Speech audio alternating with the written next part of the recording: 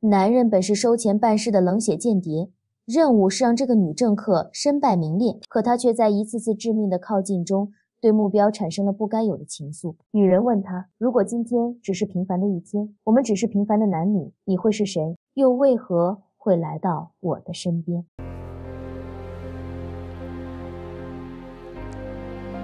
男人用一个滚烫的吻回应了他，他抚摸着女人的脸庞，眼神中充满了挣扎。我原本在这个世界上无所畏惧，可现在我却害怕你会受伤，害怕你会出事，而我却无法及时赶到，所以我连做梦都紧紧跟着你，因为我害怕在梦里也会彻底失去你。男人深情的告白，说他不在乎战争，只想和他一起逃到天涯海角。女人被他打动，颤抖着说，那我们走吧，我想离开。两人在床上许下约定，要去一个叫戈壁沙漠的地方。男人说，在那里只有一颗星星永远不会移动，那就是北极星。看着那颗星，就好像全世界都不存在了，没有家庭，没有国家，什么都不再重要。这番话触动了女人的心弦，她回忆起自己为了保护母亲操劳的双手，才选择回到韩国，因为她坚信每个人都应该有自己的祖国，就像每个孩子都有妈妈一样。成为国家需要的人，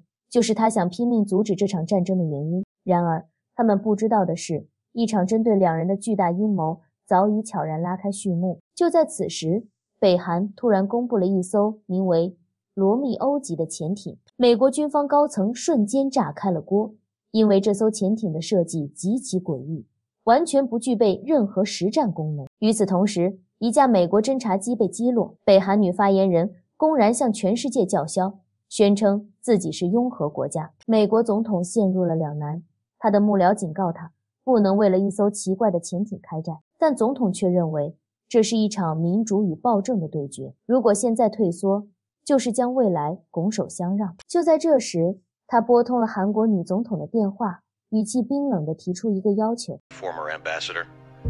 she has been quite a nuisance. I'd thank you to take care of her. 接到这通电话的韩国女总统脸色瞬间变得无比凝重，她立刻向对方保证，这个名叫徐文柱的女人再也不会成为麻烦。原来徐文柱正是那个和间谍缠绵的女政客，因为她成功阻止了战争，如今在民间的声望如日中天，这让现任女总统感到了前所未有的威胁，她绝不能坐视不管。她的心腹院长献上毒计，他阴险地表示，战争是从舆论战开始的，要赢得胜利，就必须先除掉徐文柱这个障碍。更可怕的是，院长坦白，他针对徐文柱的计划已经准备了很久。就在此时，一个意外的消息传来，当初被袭击的议员秘书朴仓喜竟然从昏迷中苏醒了。他告诉徐文柱一个惊天秘密，他曾在徐文柱亡夫的手机里发现了一段加密视频，视频内容竟是北韩授予她丈夫共和国英雄称号的授勋仪式，悼词中赫然写着她为制止帝国主义的战争阴谋，实现了祖国统一的伟大事业而牺牲。徐文柱如遭雷击，她不敢相信自己深爱的丈夫竟然是北韩的间谍。秘书朴仓喜还发现，丈夫遇害当天正准备去一个叫白莲山书店的地方，而那里正是圈套。更诡异的是，书店地址的主人是一个名叫江汉南的女人，她还有一个更为神秘的身份——史黛拉杨。这个史黛拉杨曾以各种身份在世界各地活动，进口结构钢板，雇佣瑞典工程师，这些都与那艘神秘潜艇的建造材料不谋而合。种种线索表明，史黛拉杨很可能就是杀害她丈夫的凶手。就在此时，徐文柱的婆婆，也就是她丈夫的养母，也开始变得十分可疑。面对儿媳的旁敲侧击，养母冷冷地承认，俊逸并非她亲生，但她眼神坚定地说，从她抱起这个孩子的那一刻起，他就永远是她的儿子。这番话让徐文柱不寒而栗，这个家庭到底还隐藏着多少秘密？她找到间谍男人，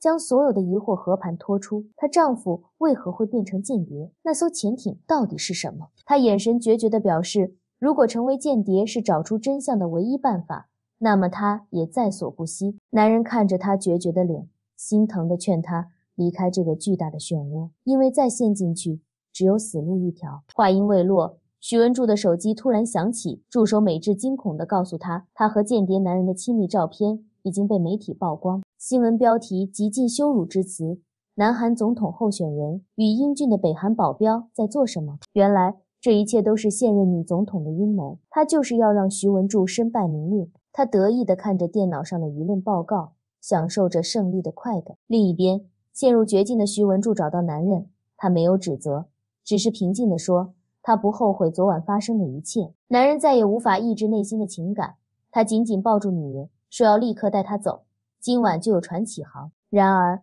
男人在检查天气时，发现他们的目的地蒙古将有雷暴，根本无法乘船。他瞬间意识到不对劲，这是一个圈套。他立刻从暗格中取出手枪，准备应对即将到来的危险。他让女人收拾东西等他，并将枪交给了他。他告诉他，在战争中，只有先杀死敌人的人才能生存下去。与此同时，徐文柱的婆婆看到新闻后，竟打电话给丈夫的养母，恶毒地辱骂徐文柱是下流的淫妇。而那个神秘的养母此刻正坐在阁楼里，电脑上播放的赫然是徐文柱和间谍男人最私密的录音。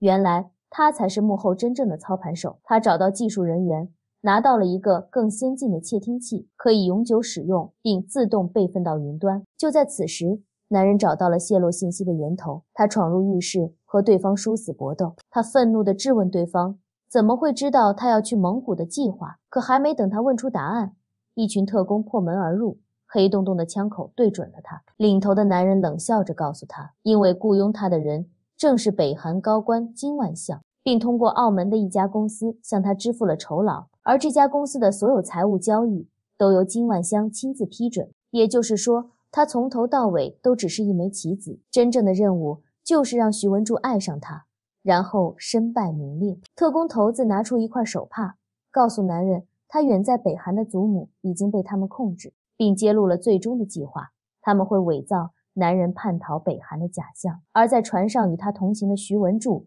则会被当场以间谍罪逮捕。完成任务后，他就能带着祖母远走高飞。男人彻底崩溃了，他没想到自己深爱的女人从一开始就是他任务的一部分，他的爱亲手将他推入了万劫不复的深渊。与此同时，逃亡中的徐文柱在树林里艰难跋涉，他回忆起母亲的告诫，绝对不要回韩国。他曾想用自己的人生证明母亲是错的，可现在他却真的以为那个男人是来拯救他的。他躺在冰冷的地上，泪流满面，不知道自己现在该怎么办。就在这时，他的手机突然亮起，一条神秘短信发了过来，上面写着潜艇是真的。他颤抖着点开视频，一艘巨大的潜艇缓缓浮出水面。徐文柱眼神一凛，他迅速编辑了一条短信：你是谁？金学稿11月2日晚上10点见。一场关乎国家命运和个人清白的绝地反击即将上演。